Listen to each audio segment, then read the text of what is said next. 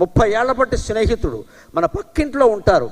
వాళ్ళ ఇంట్లో శవం బయటికి ఎడుతుంటే మనం వెళ్ళలేకపోతున్నాం. ఎందుకో తెలుసా? అమ్మాయి పెళ్లి తెలబెట్టుకున్నాం కదా, నెలాళ్లలో అలా వెళ్ళకూడదు. ఇంట్లోంచి సలహా, నమశివాయ నమశివాయ. ఇంతకంటే ద్రోహం ఇంకోటి లేదండి, ఇంతకంటే ద్రోహం ఇంకోటి లేదు. మర్నాడు పెళ్లి పెట్టుకుని కూడా మృత్యు వచ్చిన చోట వెళ్ళి ఓదార్చండి అమ్మా.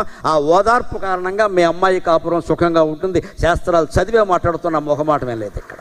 గుడ్డి నమ్మకాలు బాగా ప్రచారం చేసి హిందూ మతాన్ని నాశనం చేస్తున్నారు ఇక్కడ. మా ఆవిడ కడుపుతో ఉంది నేరా, నీకు ఆవిడ కడుపుకి ఆవిడ వాడు పోవడానికి సంబంధం ఏంటే? అంటే ఆ శవాన్ని దగ్గరికి వెళ్ళినంత మాత్రాన్ని ఇక్కడ కడుపు పక్కన అయిపోతుందా? లేదా పుట్టకున్నవాడు పుడతాడా? హిరణ్యకశ్యపుడు పుడతాడా ఏమన్నా అక్కడ? హిరణ్యకశ్యపుడు ఎప్పుడు పుడతాడో చూపించారు. మహావతార నరసింహాలో బ్రహ్మాండంగా చూపించారు. కలవకూడని సమయాల్లో కలిస్తే, కోరకూడని కోరికలు కోరితే, భర్త గాని భార్య గాని బలవంత పెడితే అప్పుడు గర్భం ధరిస్తే రాక్షసులే పుడతారు. అనుమానం ఏం లేదు ఇక్కడ.